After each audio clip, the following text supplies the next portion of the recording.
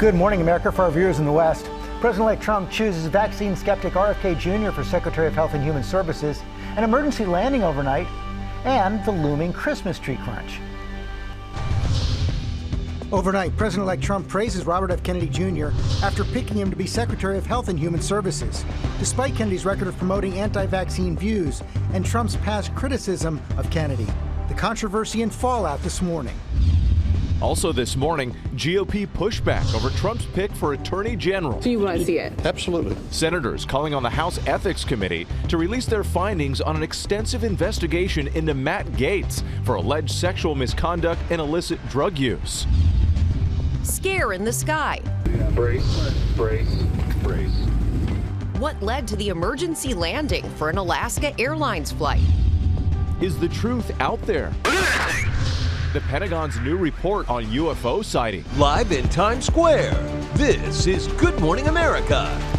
'Tis the season for Trevor's flannel. Yes. He has it all along. Any excuse. It is back. Good morning, America. Hope you're doing well this Friday morning. We have a lot to get to. Yes, we do, including the new details and the push to free the Menendez brothers. The documents just release what we're now learning about their decades behind bars. Also this morning, the satirical news site The Onion saying it's won a bankruptcy auction to acquire InfoWars. That is Alex Jones's website, known for pushing conspiracy theories, especially around Sandy Hook.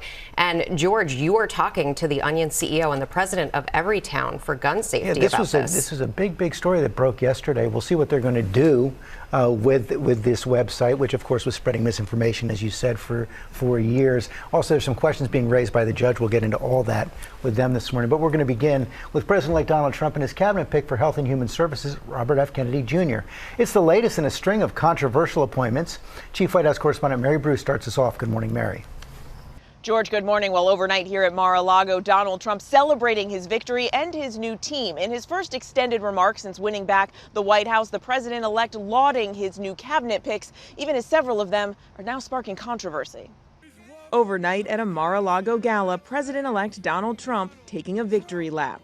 We won the popular vote. Oh, I love that. There in the room, many of his new and controversial cabinet picks. The president-elect touting his team, praising Robert F. Kennedy Jr. after naming him to be Secretary of Health and Human Services. Trump now hoping to put a noted vaccine skeptic in charge of the nation's health system. I think you're going to do some unbelievable things. Kennedy has endorsed a host of debunked conspiracy theories, including falsely claiming that childhood vaccines cause autism, although the fraudulent study that introduced the concept was retracted long ago, and numerous high-quality studies have since shown that is not true. There is no link between vaccines and autism. Most of the vaccines used today have been used safely for decades, though Kennedy claims otherwise. There's no vaccine that is, safe and effective. In fact, vaccines are considered one of the greatest life-saving public health accomplishments of modern medicine, even eliminating some diseases.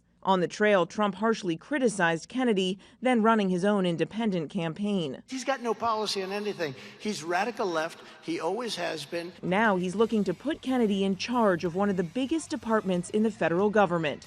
HHS includes agencies that touch every aspect of American life, from the foods you eat to the medicine you take. I'm going to let him go wild on health. I'm going to let him go wild on the food. I'm going to let him go wild on medicines. Kennedy has already said the Trump administration will advise local water systems to remove fluoride from drinking water, though experts say it helps fight tooth decay at the low levels currently recommended.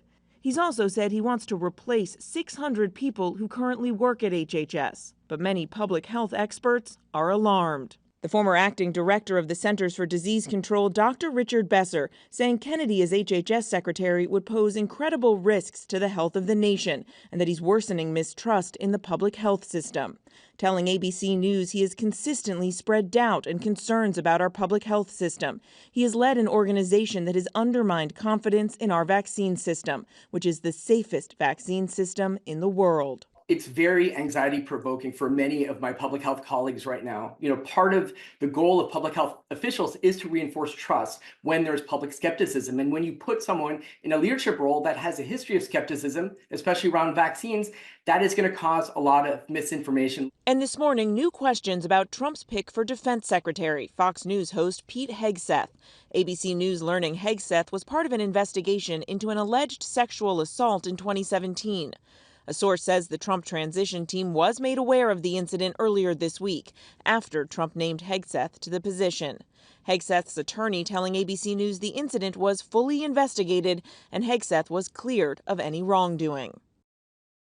And overnight, Trump unveiling yet another pick, naming Doug Burgum, the North Dakota governor, to be Interior Secretary. Yet another former rival, now turned Trump loyalist. George. Right, so many questions being raised about so many of these nominees. We'll see how the Senate handles them. Mary, thanks very much. Rebecca? All right, George, thank you. Meantime, President-elect Trump's nominee for Attorney General, Matt Gaetz, is facing major pushback on Capitol Hill. Rachel Scott is there with the latest. Good morning, Rachel. Hey, Rebecca, good morning to you. And the House Ethics Committee ended its investigation into Matt Gaetz after he resigned from Congress once Donald Trump tapped him to serve as Attorney General. But this morning, Democrats and Republicans in the Senate tell me they want to see the findings of that investigation. And now there is growing pressure on that bipartisan committee to release their report. This morning, Republican senators signaling the confirmation of Matt Gaetz as the nation's top law enforcement officer is far from a done deal. Well, we'll talk about it for certain. I know he's going to have an uphill battle. Senate Democrats and Republicans calling on the bipartisan House Ethics Committee to release their findings from a months-long investigation into Gaetz for alleged sexual misconduct and illicit drug use. Allegations Gaetz has long claimed are false. How critical is it then to have access to what the House Ethics Committee has found in their investigation? I think there should not be any limitation on the Senate Judiciary Committee's investigation, including whatever the House Ethics Committee has generated. So you want to see it? Absolutely. Sources say the committee was preparing to vote to release that report as early as this week. But after Trump announced his nomination, Gaetz abruptly resigned from Congress, the move immediately ending the investigation. Can you still release the report? No, sure can't. Sources tell ABC News the committee heard from a young woman who said Gaetz had sex with her when she was just 17 years old, while he was still in Congress. It's a claim Gaetz denies, saying in a statement, this false smear following a 3-year criminal investigation should be viewed with great skepticism. The lawyer representing that woman calling Gaetz' nomination a perverse development, saying she was a high school student and there were witnesses. The Justice Department Gaetz could soon lead was actually investigating him for obstruction of justice and sex trafficking. Gaetz denies those allegations, too. And even though the DOJ closed their investigation without bringing charges, the allegations alone raising doubts. A lot of people will spend a lot of political capital on something that even if it got done, you'd have to wonder if it was worth it. Sources tell us Trump's decision to nominate Gaetz came together within just 24 hours. Trump, not impressed by a handful of other candidates, ultimately persuaded during his flight back from D.C. Gaetz, who is a fierce defender of Trump, at one point suggested he should be up for the job. I'd fire every little kicker at the J. Edgar Hoover building and send them all packing. Threatening to take an axe to the Justice Department. We either get this government back on our side or we defund and get rid of, abolish the FBI, CDC, ATF, DOJ, every last one of them if they do not come to heel.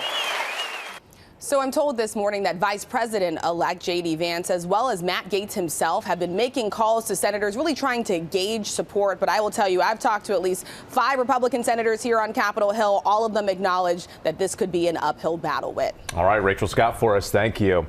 Now to the red flag warnings in the Northeast, raising fears of more wildfires and a new threat that could impact the Gulf Coast now. Ginger has the latest on all of it. Ginger, good morning. Hey, good morning. It's been 22 years since the state of New Jersey has been in this severe of a drought. We got the new drought monitor in yesterday. Now New York City, most of Massachusetts, all of Delaware is in severe drought. So that's the foundation of our fire problem. But as we go through the weekend, we're going to have a warm up, and it's also going to be very windy. We're going to be squeezed between this high and low, and that increases how the winds shift over the Northeast. So we could see gusts tomorrow up to 40 miles per hour.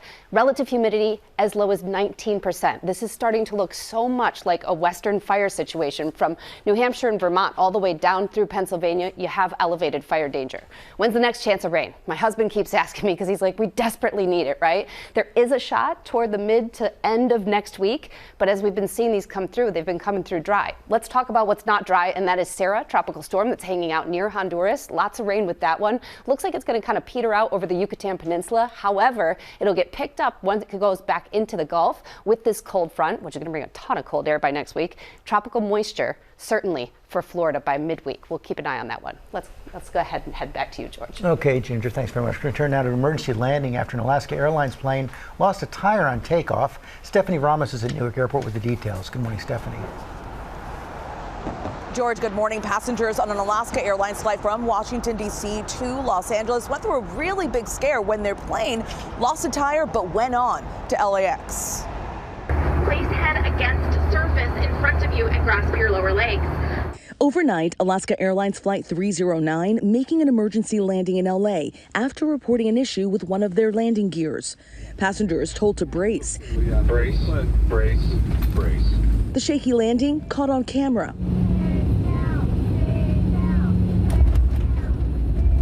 Met with a round of applause from relieved passengers. We just came to a nice smooth stop, and I think everybody unclenched. We all got out of our emergency positions, and everybody just let out a big breath, and everyone started to clap, and there were some, hoots and hollers. I think we were all just really relieved. The Boeing plane sustaining tire damage on takeoff. Dulles Airport reported finding debris that may have been from the tire of the plane, making an emergency landing in Los Angeles. The left tire visibly damaged. Alaska Airlines saying in a statement, while this incident is a rare occurrence, our flight crews train extensively to safely manage through many scenarios. We understand this might have been a concerning moment for our guests on board. We apologize for what they experienced.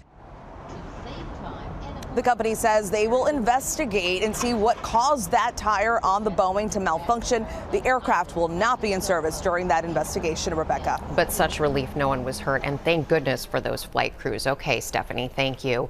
We turn now to the suspected ISIS supporter accused of plotting an attack on U.S. soil. He appeared before a judge as we're seeing video of his arrest by the FBI.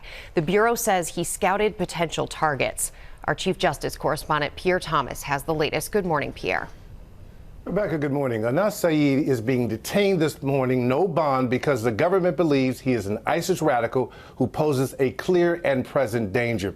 You see in the frantic moments of his arrest in Houston, agents taking no chances, assault rifles at the ready as they race to his residence. Prosecutors claim the 28-year-old had attempted to buy a gun, was researching how to make an explosive belt, and was scouting potential sites for targeting, including military recruitment facilities.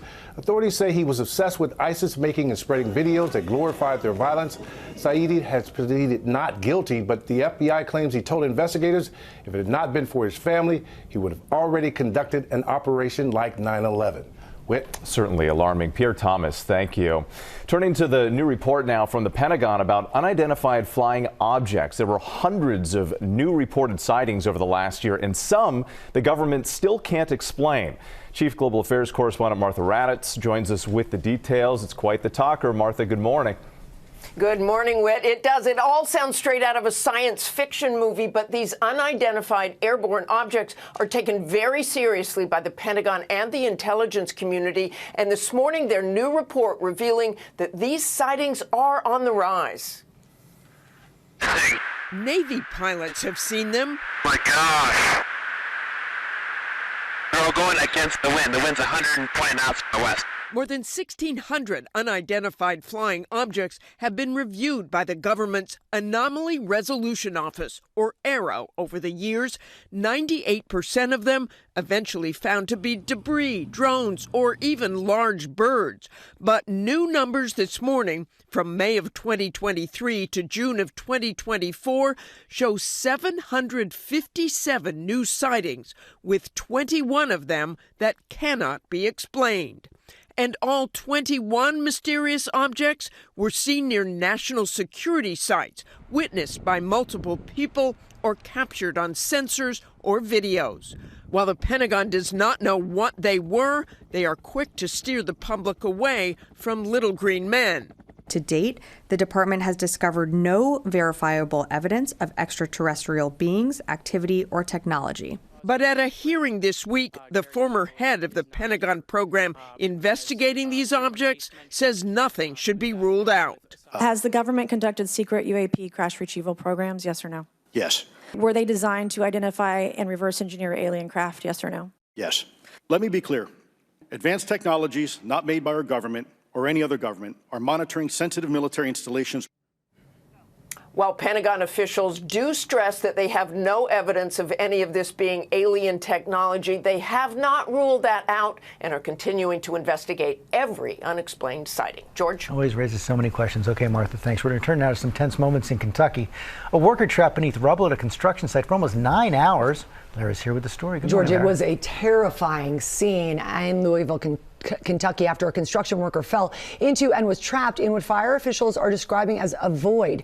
Rescue crews thankfully arriving on the scene within minutes, but it would be hours of painstaking work to save this man's life. Overnight, an incredible rescue played out in Louisville over the course of 9 hours. We've seen a lot of trench rescues over the 24 years that I've been doing this. I've never seen anything like this. A man working at a construction site falling into a void, completely buried by gravel and large chunks of concrete. They have one victim that's down approximately like a 10-foot hole that's covered with rubble. That's when a rescue team responded, digging him out by hand. We are moving tons and tons of debris by hand, by buckets. And you've got, like I said, you imagine a person at the bottom of the funnel, you have to shore up everything else that's going to keep cascading down to create a safe space and then continue to dig this person out. The rescue operation shown live on local television stations as crews worked into the night with painstaking care to save the man's life, eventually bringing in a giant vacuum to remove some of the debris. And finally, a sigh of relief as the man was brought to the surface and carried away on a stretcher. This is why we took this job. We want to help people. And it's not like the movies. You're not always successful. So when you have a success like this, it is a tremendous feeling. Oh, yes, thank goodness. And Louisville Fire Chief Brian O'Neill adding that the worker was conscious and alert when he was rescued. And they say that he was completely buried 10 to 12 feet below ground. He is being treated at a local hospital and should be okay, guys. Harrowing.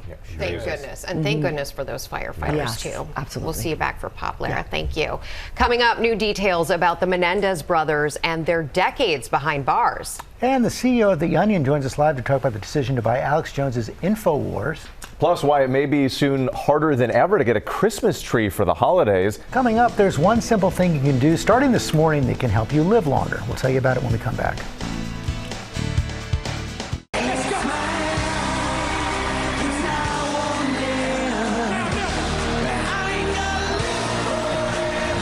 Welcome back to GMA. That is Bon Jovi and Pitbull rocking the 25th annual Latin Grammys last night with Now or Never, a remix of Bon Jovi's hit It's My Life. The Jersey Boy and Mr. 305 bringing the audience to its feet. Great Jersey, combo. Miami, party time. Touchdown everywhere. Following a lot of headlines right now. President Trump has picked Robert F. Kennedy Jr. to be Secretary of Health and Human Services. Kennedy has a record of promoting anti-vaccine views. The president praised him overnight, but the former acting director of the CDC, the Centers for Disease Control, Dr. Richard Besser, has told ABC News that Kennedy has consistently spread doubt and concerns about our public health system. He has led an organization that has undermined confidence in our vaccine system, which is the safest vaccine system in the world. Also on that note, measles cases have surged worldwide with an estimated 10.3 million cases, an increase of 20% from the year before. Health officials say over 100,000 people die of the disease every year, mostly young children. In the U.S., 277 cases have been reported this year, more than 4 times the amount last year. Routine vaccination rates have declined since the pandemic. And a close call for these pedestrians in Boston. Heavy winds sent a large piece of scaffolding falling from the roof of South Station. Several people were nearly hit, but no one was hurt. And we've got a lot more ahead, including the warning about a Christmas tree crunch. That's all coming up. We are looking forward to that, but we turn now to the latest on the efforts to free the Menendez brothers. The outgoing DA released hundreds of documents about their decades behind bars. Chief National Correspondent Matt Gaetz is in Los Angeles with those details. Good morning, Matt. Hey, good morning, Rebecca. This is a 600-plus page filing by LA's outgoing DA, and it's a stunning chronicle of what appears to be Lyle and Eric Menendez's three-decade effort at rehabilitation and community building behind bars, and some of the most glowing reports by prisons officials themselves. This morning, as the resentencing hearing for Eric and Lyle Menendez nears, a trove of new documents giving us our deepest look into their life behind bars. Outgoing LADA District Attorney George Gascon filing more than 600 pages of documents showing the brothers to be, quote, model prisoners, with one corrections coordinator testifying, "In my 26 years at the prison, I've not met an inmate who has been this innately committed to helping others." In 1996, the brothers were sentenced to life in prison without parole for the brutal shotgun murders of their parents. Now the DA calling for the siblings to be released on good behavior. The document offering exhaustive lists of groups and organizations the brothers have either founded or participated in, including mindfulness groups, hospice and addiction care programs, a no violence challenge, prison green spaces, and art projects. Lyle seen here in front of a mural he recently painted with his art group. The book-length submission also has letters from family, friends, and staff, with one officer writing of Eric that his, quote, notorious public image is starkly different from the inmate who he says is a rehabilitated man who humbly strives towards helping those in need. Multiple Netflix productions coupled with social media sparking a new generational interest in the case, the brothers' claims of sexual abuse galvanizing many to call for their freedom. The case is a unicorn because despite all that very significant evidence, the jury found him guilty of double murder for financial gain that is premeditated. Gascon telling me last month it was the rehabilitation in prison that convinced him. Those were brutal murders. They were premeditated, and that's why they got life without the possibility. But you are recommending that they be released essentially immediately. I am recommending that they be released because I believe that the people that they were is not the same people that we're seeing 35 years later. But now some uncertainty with Gascon unseated and newly elected DA Nathan Hochman taking over the infamous case soon, telling Arcana Whitworth he will thoroughly review everything. We'll ask for the minimal amount of time necessary to do this work because we owe it to the Menendez brothers, we owe it to the public to get this decision right.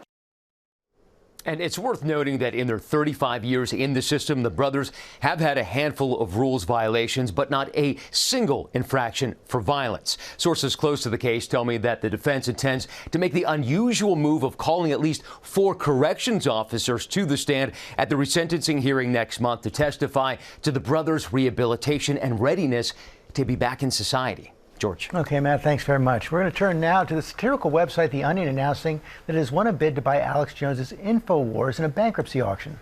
Jones was forced to pay $1.4 billion to the families of the Sandy Hook shooting victims. Ben Collins, CEO of The Onion, has teamed up with John Feinblatt, president of Everytown for Gun Safety, on this project. Welcome to you both. Thank you for coming in. This morning, I got to say, Ben, when I saw this headline yesterday, I was pretty startled at first. Explain why you wanted to buy this site, what you plan to do with it. Yeah, so we thought it would be the funniest joke of all time, basically, when we heard about it, and I think that's borne out, frankly. Explain why, though. Explain to everybody what's behind the InfoWars and what you want to do with it. Sure. So InfoWars is a clearinghouse for lies and nonsense in a bad way. Like the garbage that they've put out over the last 2 decades has really hurt a lot of people.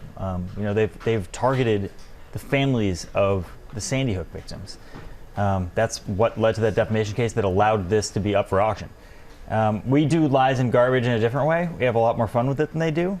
We're very excited to take it over and create a new, better path for this website. And the Sandy Hook family support this move? Absolutely. They were behind this. And, Ben and I may seem like strange bedfellows, The Onion and Everytown, but the truth is we've got at our fingertips the facts, the stories, the data, the research. But what they've got is a really broad audience and humor, which is what you need sometimes to break through the misinformation, the fear that is so permeated mainstream thinking. Overnight, the judge in charge of this put a hold on your purchase, raising questions about the process, raising questions about transparency in the bidding process. What do you make of that? Are you confident this is still going to go through? Yeah, look, we won the bid. We own Infowars, and we are very excited about that. But is it true that you didn't have the highest bid? We did have the highest bid when you take into account the family's concessions here. They made a concerted effort to make this the best and highest bid for everybody involved. So we're very excited to take that over. And look, it's Alex Jones. If he just handled this graciously and moved away, that would be the funniest part of this whole situation. Obviously, that is not something that he's going to do in the situation. So you're confident this is going to go through? Yeah, absolutely. And what role is Everytown for Gun Safety going to play in all We're going to this? be the main advertisers, and that means anything from a banner ad to a link to video to creating content together. And the goal here is really to cut through the misinformation and the fear. You know, the American public, every poll shows that they believe in gun safety, but what's happened is misinformation, hate, fear has so permeated thinking in this country that it's really distorted reality. And we're going to use humor to cut through that and to set the record straight. That's the best way to stop Alex Jones? Oh, absolutely. I used to be a disinformation reporter. I used to cover him from the other side of this. You can present as many facts as you want to Alex Jones himself, and he's just not going to listen. But if you make fun of these people in a way that cuts through, and if you maybe show a funhouse mirror, basically, to what he's trying to do, trying to get you really afraid so you can buy some supplements, maybe if we rip the facade off this thing, show the wires underneath it, maybe we can make some real change. He's spread his funds out all over the place. Is there any real way to stop him? You can try. It's not worth it giving up, in my opinion. I think that's what the reaction was yesterday. You didn't believe it when you saw your phone. But maybe you felt like, oh man, that's pretty funny. There's some hope in this. It's felt pretty hopeless in the last couple of months recently for a lot of people. And we want to say, like, actually good things can happen. There can be a good fight to win, and that's what we want to be here. Yeah, the bottom line for this is, when you think about Alex Jones, this is karmic justice.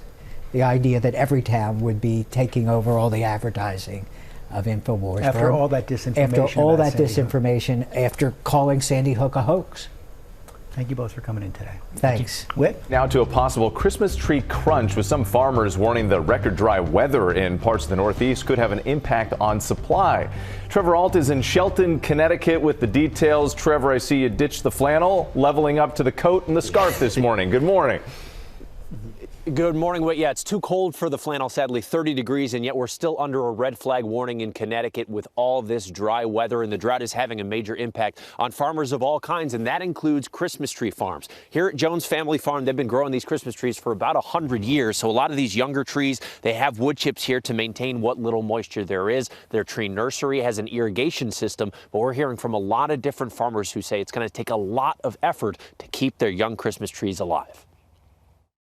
This doesn't seem to fit the modern spirit. Like Charlie, this morning the Christmas tree industry is searching for a Christmas miracle.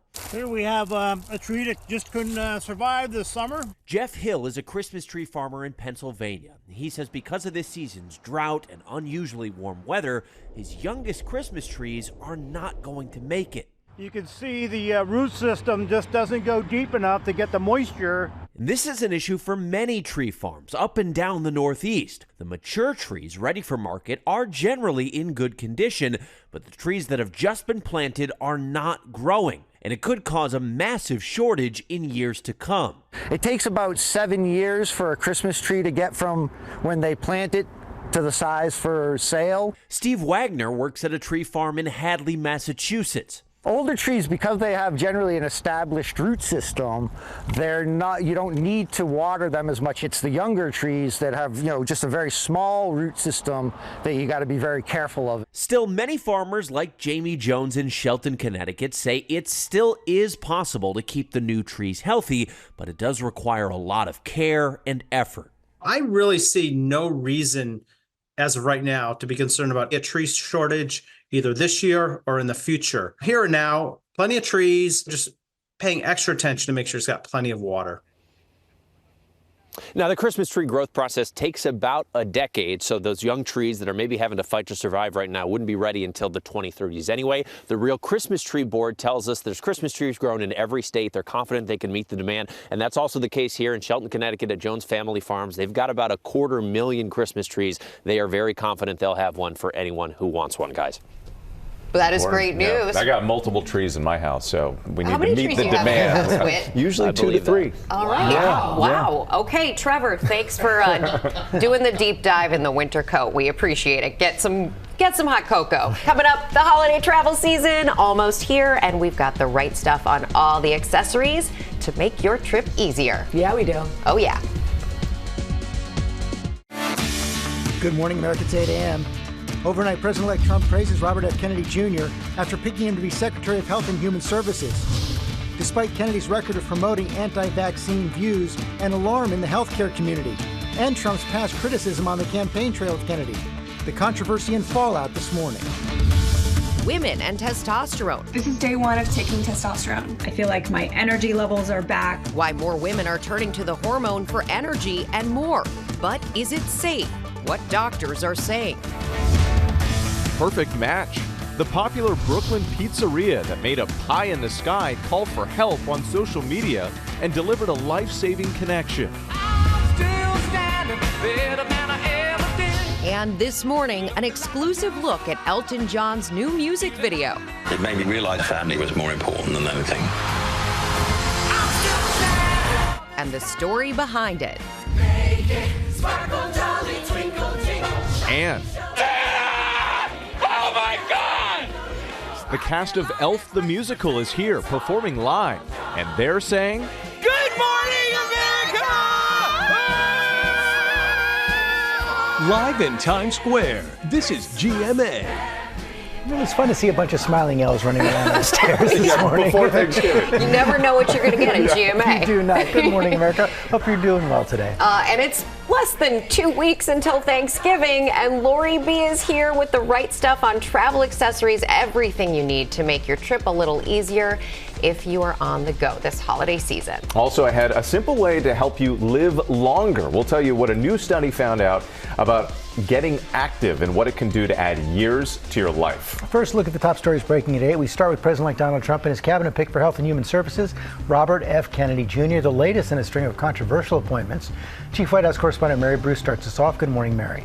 Good morning again. Well, here overnight at Mar-a-Lago, Donald Trump celebrating his victory and his new team, even as many of his cabinet picks are now sparking controversy. The president-elect overnight praising Robert F. Kennedy Jr., who he has named to be his Secretary of Health and Human Services, hoping to put a known vaccine skeptic in charge of the nation's health system. Kennedy has endorsed a host of debunked conspiracy theories, including falsely claiming that childhood vaccines cause autism, although numerous high-quality studies have shown that is simply not true. There is no link between vaccines and autism. Most of the vaccines used today have been used safely for decades, saving countless lives and even eliminating some diseases. Now, if confirmed, Kennedy would be in charge of one of the biggest departments in the federal government. And this morning, there are new questions about Trump's pick for defense secretary. Fox News host Pete Hegseth, ABC News learning Hegseth was part of an investigation into an alleged sexual assault in 2017. A source telling us the Trump transition team was made aware of the incident earlier this week after Trump named Hegseth to the position. Hegseth's attorney telling ABC the incident was, quote, fully investigated and Hegseth was cleared of any wrongdoing. Of course, George, big questions do remain about whether Hegseth, Matt Gaetz, Kennedy, and others will be able to get enough support in the Senate to be confirmed. George. Yeah, lots of questions there. Okay, Mary, thanks very much. Whit? Well, George, now to a new GMA health alert. A study that finds increasing your activity by as little as an hour per day could add years to your life. Our medical correspondent, Dr. Darian Sutton, is here with more on that. Dr. Darian, good morning. Always great to have you. First, break down this study and what it found for us. Just a few extra steps can add hours onto your life. If you think about it, that's phenomenal. So researchers are looking at this question and trying to answer it using mathematical models, data from the National Health Center on statistics regarding mortality data, as well as data from the National Health and Nutritional Examination Study looking at physical activity. And what it found was that adults over the age of 40 who practice walking at least 1 extra hour hour, that translates to at least 6 extra hour life expectancy. Wow. Now that might not seem like a lot, but if you're able to even go beyond that and exercise at the highest capacity, which are our highest activity adults, that can extend to 11 years additional lifespan. That is phenomenal when you think about the simple method of walking. Can I step in? What does extra mean exactly? That's a great question. The 5 minutes before. Yeah, we talked about the 5 minutes, adding it on extra. So what it looked at was at the minimum amount, or what was the lower quartile of adults who were active or had activity, with about 50 minutes a day. That's about 50 minutes of walking in between going from work, catching the train. When we say extra, it means adding on that extra hour. Regardless of what you're doing baseline, that is what gets you that extra 6 hours. We're actually showing in our studio here, we're doing some of these other activities. I know the study focused on walking, but what are some other ways here? Adam's doing a great job on the treadmill. Some other ways to reach that top 25%. These are some fantastic examples. We've got Adam demonstrating the simple effort of walking, adding his 6 hours of life right now as we speak. We've got weight training. We've even got examples of yoga. This study didn't specifically look at additional methods, but it does belabor the point that basic methods of movement can add on years on your life, not only in terms of improving your cardiovascular health, but reducing your risk of disease. And how do you do that? Simple things, just adding on 30 minutes a day, keeping it regular, picking your movement, whatever you feel most comfortable with, and sticking to it. Love it. Dr. Sutton, thank you so much. I think we're going to keep this yoga going in the studio. They're trying to get a daily the 6 hours. GMA producers actually, they got the head start. And they're going to live longer than us. Let's go take a walk after this, guys. Okay, we're going to turn now to the NFL and a Thursday night clash between division rivals, including a big night for a fan favorite. Will Reeve is here. Good morning, Will. Am I the fan favorite? Or Always. is it? Okay, cool. Always. Saquon Barkley, also a fan favorite, and this will be the Saquon Barkley Minute. We're going to start pregame. Saquon signing a fan's jersey, moving her to tears. He is really a fan favorite and great with the fans. It's his first year with the Philadelphia Eagles, and Barkley, through 10 games, has rushed for 1,137 yards. That is the most in the NFL. 146 of those yards came last night against the Eagles, or against the rivals, the Washington Commanders. The winner of this game was going to be the leader of the NFC East division, and for the first 3 quarters, it looked like neither team really wanted that distinction. It was a bit of a snooze, to be honest, but then in the fourth quarter, big-time wake-up. Barkley rushing for 2 touchdowns 20 seconds apart in game time. That's really hard to do in the NFL. The Eagles pulling away, scoring 20 points in the fourth quarter, winning 26-18. And George, your stat of the day is that Saquon can squat 585 pounds. I don't know what that means for his life expectancy, but it's probably pretty good. That is awesome. Yeah. We're just going to do 600. Yeah, right, exactly. Still got some work to do.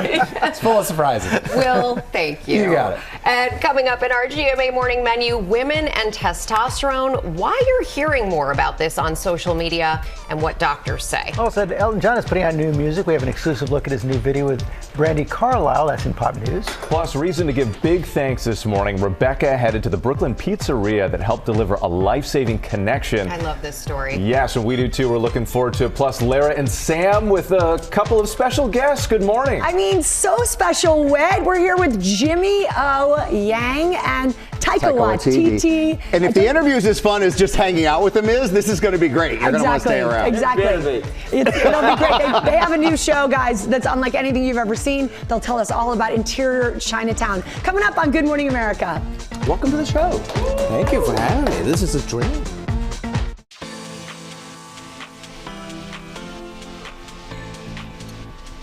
We are back now with our GMA cover story, Women and Testosterone. An increasing number of women are taking the hormone, and many are seeking it out after hearing about it on social media. Eva Pilgrim's here with a look at why and what doctors say. Good morning, Eva. Good morning, Rebecca. Let's be real. Social media is full of health and wellness advice. Some of it's good.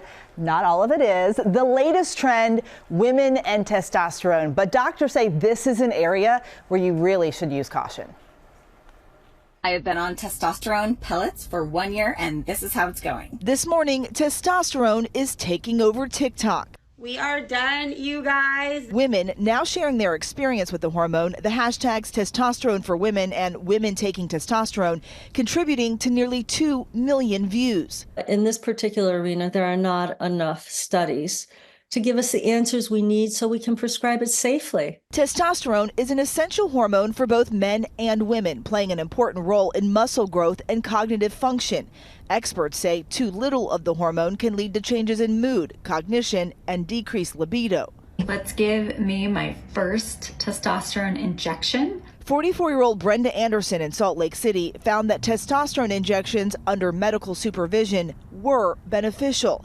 After feeling lethargic and just not like herself, her doctor recommended the treatment back in July. I feel like my energy levels are back. I feel like I can work the full day and enjoy my family and enjoy the things I want to do without feeling that high level of fatigue that I was experiencing before. This is day one of taking testosterone. At 23 years old, Grayson Smith from Austin, Texas, felt sluggish and tired in the afternoons. She says a blood test showed she had low testosterone, a nurse recommending a cream as a supplement. Now I have so much more energy and motivation, even feeling good makes me feel like I can do more. It's changed my life so much. While women like Grayson and Brenda say it's helping them, doctors say proceed with caution. Testosterone treatment is not the fountain of youth and can in fact be harmful, particularly in younger women. Testosterone is currently not FDA approved for women. The American College of Obstetrics and Gynecology has expressed concern about its safety in women.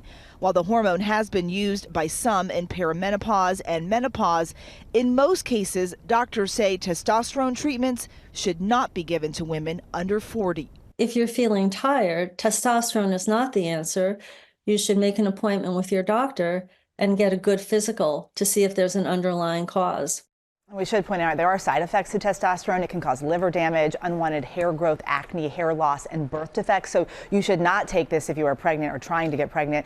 And it should only be taken under the guidance of a medical professional as a prescription medication, Rebecca. Yeah, some really important considerations there, Eva. And it also seems like there's a big push from med spas and online vendors who are offering this treatment and giving it more attention. Yeah, there are med spas and clinics offering this therapy. We are seeing that. But you have to remember, the FDA has not approved its use in women. So that means your insurance likely isn't going to cover this, and you're going to have to pay out of pocket for it.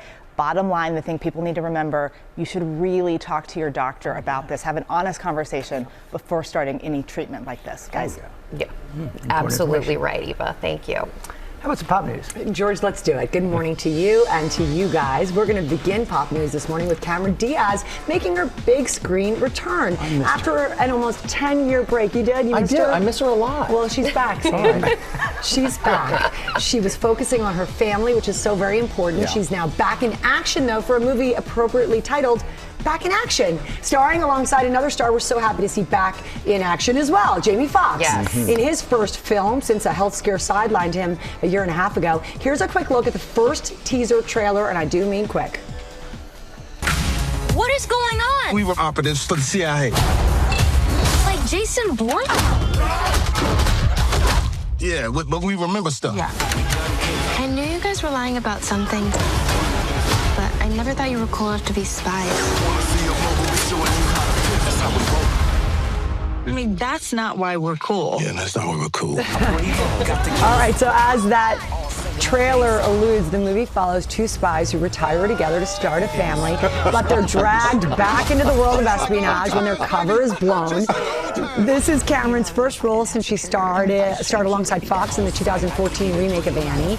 And this was the movie that Fox was shooting, guys, when he was hospitalized with that undisclosed medical issue in 2023. He says he plans to share the full story of what happened in an upcoming stand-up comedy special. But first, guys, you can catch him and Cameron back in action. That's the title on Netflix, January 17th. It looks great. So and so good to see him back in action here, too. Absolutely. And the title is just perfect. Yeah. Perfect. Can't say it enough. All right. It's never too late for new music from this man, Sir Elton John. He may have retired from touring, but John isn't slowing down in the studio. No way. He teamed up with 11-time Grammy winner Brandi Carlile for a new song. It's called Never Too Late. Here's an exclusive clip of this new music video. Check it out. It's never too late to go shoot out the moon. We'll go dancing in graveyards. You can keep your balloons. Be wrong.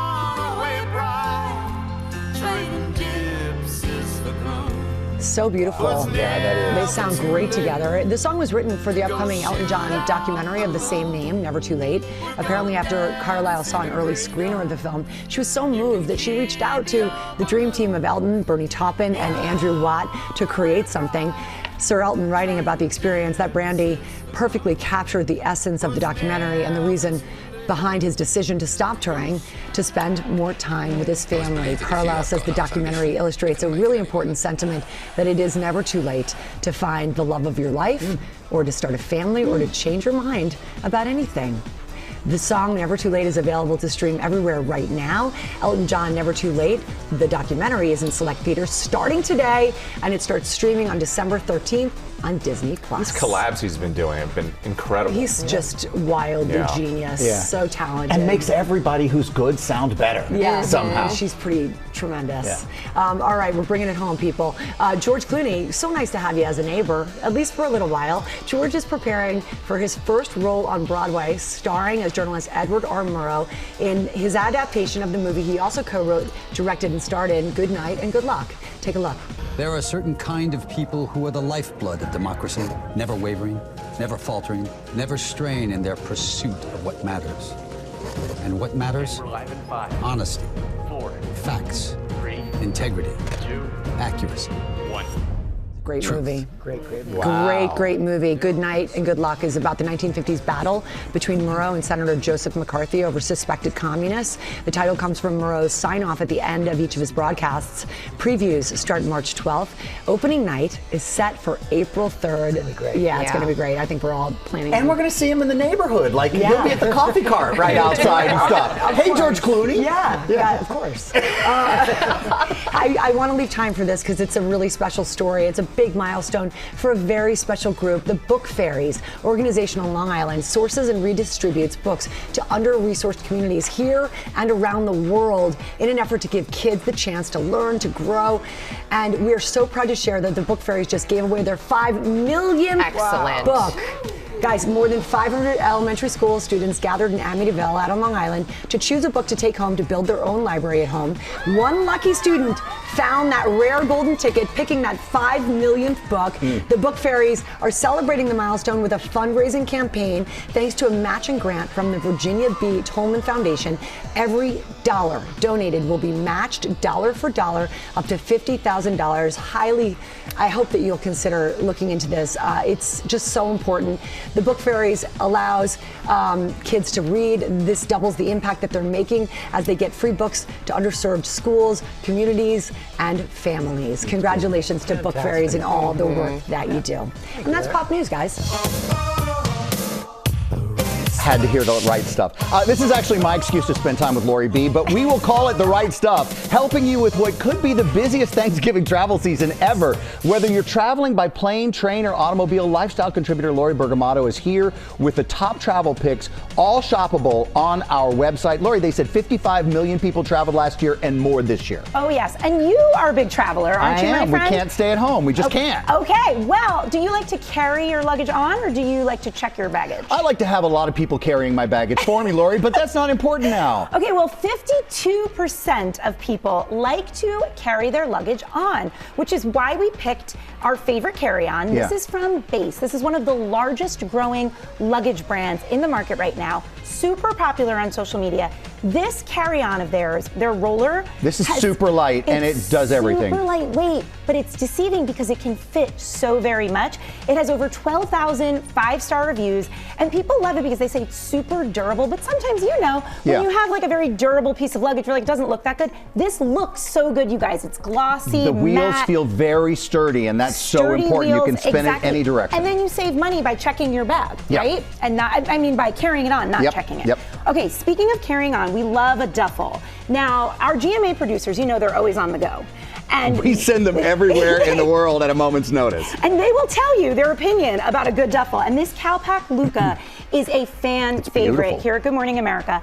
And what we love about it is it has 9 different compartments. It starts at a mini tote, goes to a medium size, and then the large there at the bottom, Sam. But the thing that got everybody is this shoe compartment. So yours is on this side, Sam. Right. But essentially, you know when you have shoes that you want to switch, and you're like, yeah, oh, I because don't want them to from a touch flood my or food a tornado or a hurricane, they're muddy and dirty. It has an right in there. isolated shoe compartment, so you keep everything separate, really organized. Cannot say enough good things about the Luca. Also, 20% It's really off right now. sturdy. Like, this is thick really and sturdy. Exactly. Their sale started early, so up to 60% off Okay. and 20% off on the Lucas. Now I know Yes, I speaking do. your language. Yep. Okay, so when you're on a plane, it's a lot of tough work. You want to Yeah. get a little rest in there.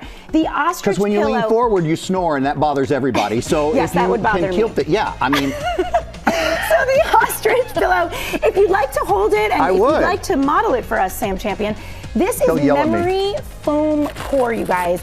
Really ergonomic, really comfortable. So you're not going to have that issue where you're, slouching right, in any because direction. it's heavy up front, which is going to keep your head upright. Exactly. And this one I know you'll love. I might just wear this around my house sometimes when my children are Wait, I driving thought me I nuts. just had this on the head. No, This is something else? This is different also from Ostrich. You can use it as a pillow and lean against the wall or the window. I do that up against the window. It's Feel great. it. It's Yeah. really beaded. And what we love about that is that it blocks out that noise and reduces sound. I want to talk to One you more. about this toiletry. 57,000 5-star reviews, Bag Smart on Amazon, and it's under $17. But we have to get to the Roll Rider, started by a mom entrepreneur with 3 kids herself, part scooter, part suitcase. It's incredible. You can fit so many things in here as the compartment, right? Right. And then you flip it up, and she's got a tablet case in here.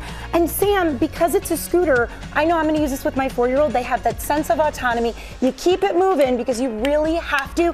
This is going to solve every parent's It's the problem hardest at the thing for airport. moms to keep everybody close. This keeps them moving, and you just wrangle them. It's so easy this way. Exactly. Laura, you can get all these travel accessories picked at goodmorningamerica.com. Coming up, Jimmy O. Yang and Taika Waititi are here to tell us about their brand new show. I promise you, you're going to love the two of them. We'll be right back.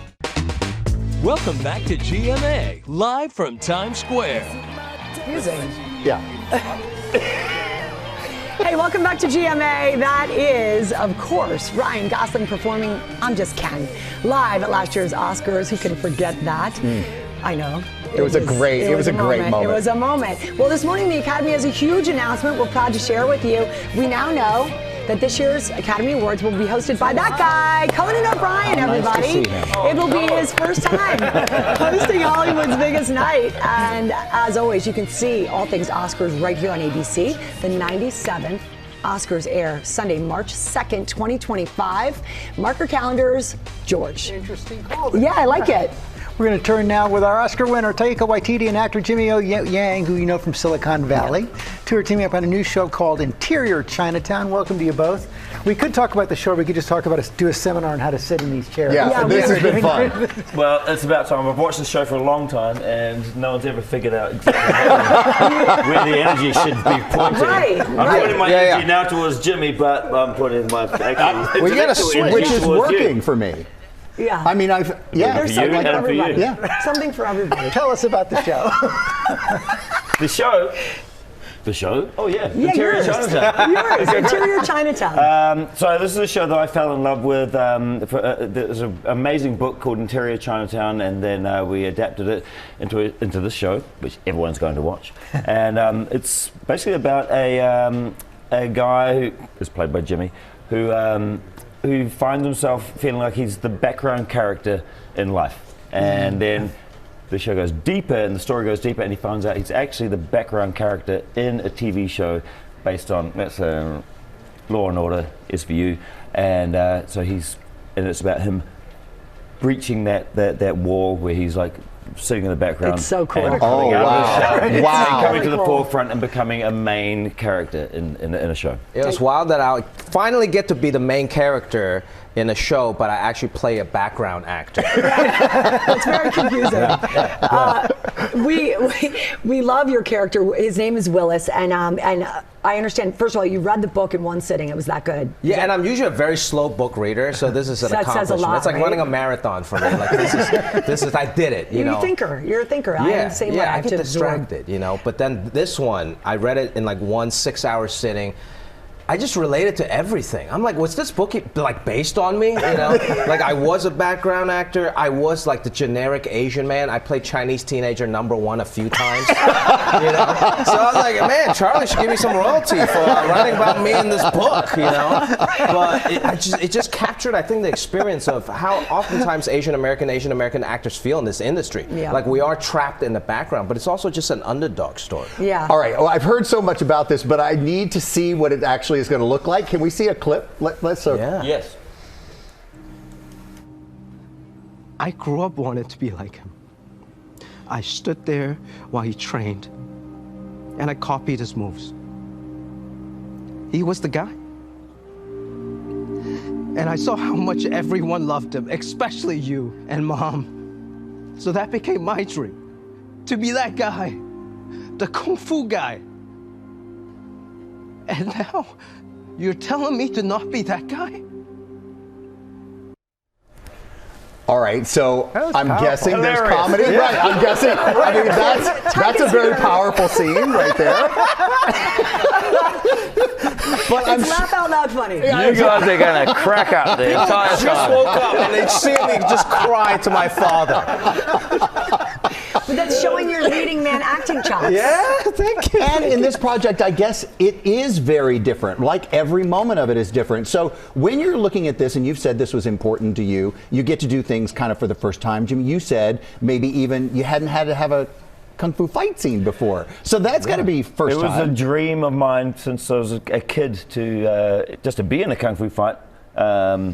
Always imagining I was going to win, but then to have the chance to shoot one, and and it's an incredible fight that we do in the show. Like look at these shots here. Oh, it's awesome. And that was just like this is the perfect environment to be able to do this. Timing's got to be so key in doing this fight scene. It was like a dance. Like I've never done martial arts. I'm probably the only Asian actor who's never been told to do martial arts before until now. And I trained for a bit, but it really became a dance. And you got to really be in the moment, right? Because if you miss a beat, you might get a shoe in the face. Right. You know? But I think that's a great thing about the show. There's comedy, and then when you least expect, there's Kung Fu. And then after the Kung Fu fight, I go cry to my father. Yes, You know? you It has a little bit of this everything. show so well. How did you two find each other?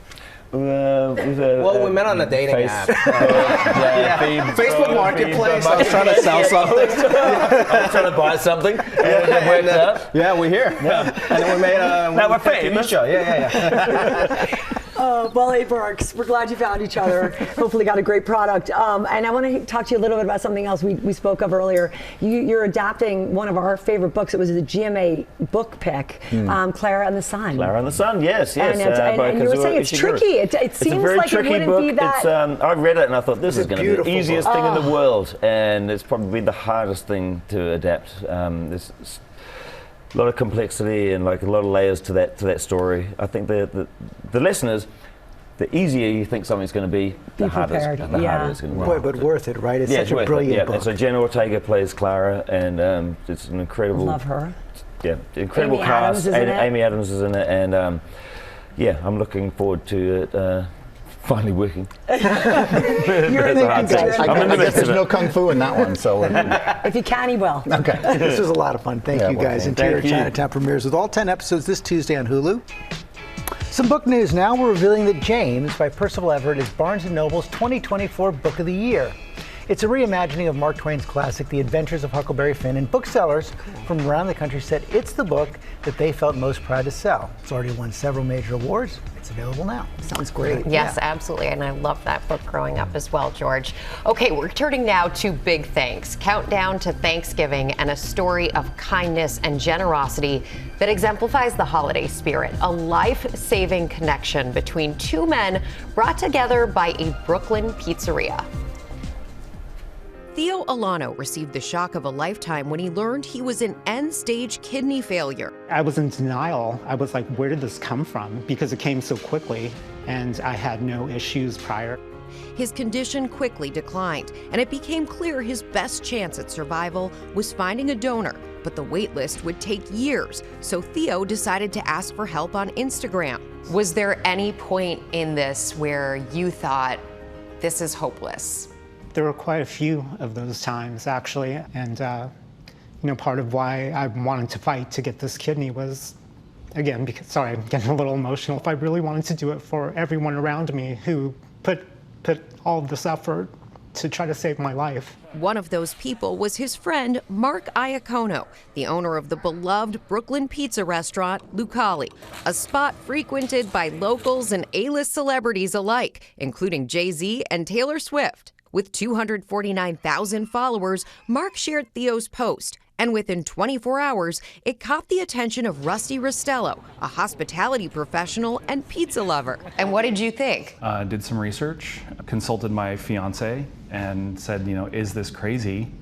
And she told me that if I asked my doctor, they would advise me to save my kidney for somebody that I love, but if everyone did that, then no one would get help. So I reached out to Theo and just said, hey, I don't know if I can qualify, but I just want to let you know that there's someone out there that's, throwing their name in the hat for you. What was that call like? He had to go through the process of getting tested for approval. And then when I got the news from Rusty, I actually remember I collapsed on the street. I couldn't believe it. A perfect match. The surgery was a success, and both men gained a lifelong friend. Mark, what is it like to know that basically you and your restaurant saved somebody's life? Now I say, there are two things good that come out of here. My pizza and this guy. It's pretty amazing what he did. It's also nice to see something good come out of social media. If you need a kidney, DM me. Truly an amazing story, and it makes you feel far less cynical, I think, about people and humanity. And I want to share this because one of our GMA family is giving the gift of life as well. Camera operator Justin Johansky, who's right there, is going to be taking time off to donate a kidney to his 2-year-old nephew, Teddy. Wow. Justin, when I heard this news, it's incredible what you're doing. Thank you. Thank you. Thank you. And thank you for what you do every single day here at GMA. And we wish you all the best and can't wait to welcome you and hopefully him back as well. Thank you, guys. I appreciate it. Thanks, Justin. Bless you, Justin. All right. Over to you, Ginger. Oh, I didn't know that. Thank you, Justin. I love him. Okay, good news for lovers of Disney's The Princess and the Frog. This morning, Tiana's Bayou Adventure opens in Disneyland. Highly anticipated. This musical water ride picks up right where the movie left off. You get to join Tiana and her alligator friend, Louis, in their search for a band for a big Mardi Gras party. All set to fan favorite songs, Almost There and Down in New Orleans. Oh, looks so fun. Can't wait to ride it. Okay, we are turning now to the countdown to Thanksgiving, and one of our favorite chefs stopped by earlier this week to share some stress-free desserts. We are here now with star baker and judge of Blue Ribbon Baking Championship, Brian Ford. He's here with some time-saving Thanksgiving desserts from his new cookbook, Pan y Dulce. And it is so great to have you here with us. Obviously, thank you. Really busy time of the year, and you're going to make it so it tastes delicious and isn't nearly as chaotic. Yeah, we're going to make some alfajores today, and we also have a choco torta. These are things you can make in advance. They're super simple. They're delicious cookies that you can bring to your holiday gatherings. All right, put me to work. What do I need to do? So here, like a basic cookie. Over here, I have butter and sugar already creamed. Okay. I'm gonna add eggs. I'm gonna add orange zest, if I can get it out. Yes. And a little vanilla. Okay. All right. And we always want to add our dry and wet ingredients separately so that we can incorporate it evenly. All right. So we're just gonna mix that together. I think that's good. Are we adding this in a little bit? We're gonna add a little bit of that in there. Okay. Now. Okay. Why not? I'm gonna try it with this. Yeah. Let's just see how messy it gets. Let's turn that down a little bit. Slowly. Slowly. But all right. surely. Yeah. We don't want to overmix it. Okay. All right. A little bit more is fine. Okay. You know what? Just throw it all in now. Got it. Well, let's lower that. Throw it all in. Get it all in there. Yeah. This is the fun part. Let's do it. Okay. All in there. All right, because baking is fun. You don't have to worry too much about, measuring everything exactly every time. You just need to have fun with it. I like that. We're going to let that dough mix here, and then we're going to let it chill in the fridge. Okay, and that's an important part of this. You want it to be cold. You want the dough to be chilled so you can roll it out and you can cut your cookies, all right? Okay. Here, the alfajores are piped with dulce de leche. So in the book, I've got a recipe for it. It's very simple. It is simple. I never knew that it was so simple to make this. Or you can buy it from the store. But look, you have milk in the pot. We add sugar. We add some vanilla. We add a little cinnamon stick here for like an extra touch of flavor. Nice. And then there's a little secret ingredient here. It's the baking soda that helps with the reaction and the caramelization, all right? So we're gonna let that sit for about 3 hours. That's how long it takes to... And you can just leave it on the stove top? You definitely have to stir it, not gonna lie. So you're coming back to this. You leave it, you stir, you get a cup of coffee, you come back, you stir a little bit. And then here's our dough, all right? Our dough's been chilled, so you can feel the consistency there. Yep. All right, we're gonna take our cookie cutter. We're gonna cut our, how about you cut 2 here? I'll cut 2 here. Great. There we go. Oh, look at that. Perfect. Pop right off. All right, onto the sheet tray. Look at that. I'm not going to throw it in real life, just here on set. No problem. Those go into the oven very quickly for about 10 to 12 minutes. Okay. And once they're out of the oven, we've got our final cookie here. All right, and we have our dulce de leche here. We're going to pipe it. You ever use a piping bag before? Please show me what to do. All right, so into the palm of the hand, and you're going to hold, so yeah, do like hold on, this. Switch it up like, Got there it. you go. And then push it down as you push it up and down a little bit. That's really helpful. Look at that, very simple. Okay. It's nice to have this chilled in the fridge. Look at that. All right. So here we go. We're gonna close the alfajor here. Close it. Yeah, just like that. And then boom, look at that. Around then around here, a little bit of coconut, all right? Excellent. So this is a super simple, you can put this into the fridge for a couple weeks. The cookie is very sturdy. You can store it in the fridge or freezer. So you got a few weeks to go before Thanksgiving. You make this, and then there's this guy. And this is the choco torta, another Argentine dessert. And what you can do with this is actually refrigerate it before you pipe it, or you can freeze it for a few weeks as well before slicing and serving. It's a very simple cake to make. It's beautiful. And you can kind of decorate it however you'd like. Give it a try there. Thank you so much. That was amazing, Choco Torta. Thank you so much to Brian. His book, Pan y Dulce, is out now, and you can get these recipes on our website. Yummy. And coming up, Yummy is right, the cast of the Broadway musical Elf performs live. We are back now with a very special holiday performance. Elf the Musical has returned to Broadway for the first time in over a decade, based on the beloved movie about the true meaning of Christmas. Here's Tony Award nominee Gray Henson, Kayla Davion, and the cast of Elf the Musical singing the rousing finale, Sparkle-Jolly-Twinkle-Jingly. Take it away. Merry Christmas, everybody! You wake the baby. It's okay, Joby. Buddy Jr. likes it when I sing. All I have to do is sing to stop a string of sleepy sobs. 'Cause nobody likes a Christmas song like little Buddy Hobbs. And that's why his middle name just happens to be Sparkle-Jolly-Twinkle-Jingly. Now we spend each Christmas here dressed up in North Pole festive wear. And my son has Jovi's eyes. And Buddy's bright red curly hair. But you'll find that Buddy Jr. takes after me. I'm Sparkle-Jolly-Twinkle-Jingly. No, you're not. Yes, I am. No, you're not. Yes, I am. No, you're not. Yes, I am. And when the baby's grown, he'll ride on the sleigh and help deliver gifts galore. We'll teach him Christmas never gets in the way. Guess who's at the front door?